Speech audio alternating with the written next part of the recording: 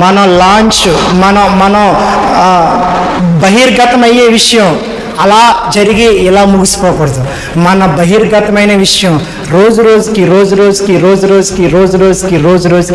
చిన్నప్పుడు మెర్క్యూరీ ల్యాంపులు ఉండేయండి. ఎంతమందికి తెలుసండి మెర్క్యూరీ ల్యాంపులు?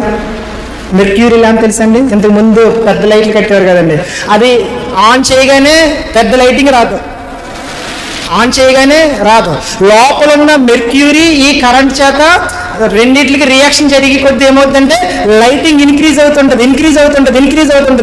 ఒక 5-10 మినిట్స్కి పెద్ద లైట్ వస్తుంది అక్కడికి. There is a mercury. మనలో మెర్క్యూరీ ఉంది, దేవుని జీవం ఉంది.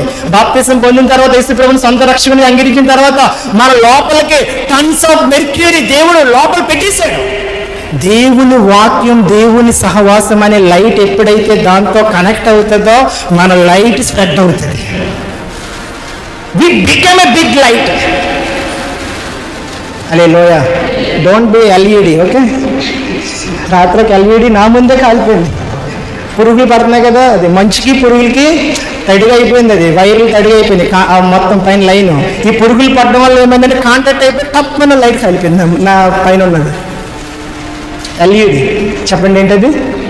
LED. చాలామంది LED వెలుగుతారు, కాలిపోతారు. అలా వద్దు. We must be a mercury. దేవుని లోపల ఉన్న జీవాన్ని వాక్యంతో సహవాసంతో దాన్ని కాంటాక్ట్ చేసి దాన్ని కెమికల్ రియాక్షన్ చేసి లోపల నుంచి ఆ లైట్ బయటికి మనం ప్రొడ్యూస్ చేయాలి. హల్లెలూయా. ఆ ల్యాంప్ ఫస్ట్ వేయగానే అందరూ చూడగలిగారండి, కాసేపటికి ఎవరు చూడలేరు దాన్ని నిదానించి డైరెక్ట్గా. మన లైఫ్ అలా అవుతుంది. ఈరోజు మనల్ని ఎలా అయితే తక్కువగా చూడగలుగుతున్నారో, నువ్వు మన విశ్వాసం, నువ్వు ప్రార్థనా పూర్వాలు అని ఎవరైతే తక్కువగా నిదానించి చూస్తున్నారో ఒక టైం రాబోతా ఉంది, ఈ రియాక్షన్ స్ప్రెడ్ అయ్యే కొద్దీ వాళ్ళు మనం చూడటానికి కూడా భయపడతారు. అతన్ని చూసామా అయిపోయింది, మన హిస్టరీ అంతా ఓపెన్ అయిపోద్దమ్మా. Praise the lord. హల్లెలూయా.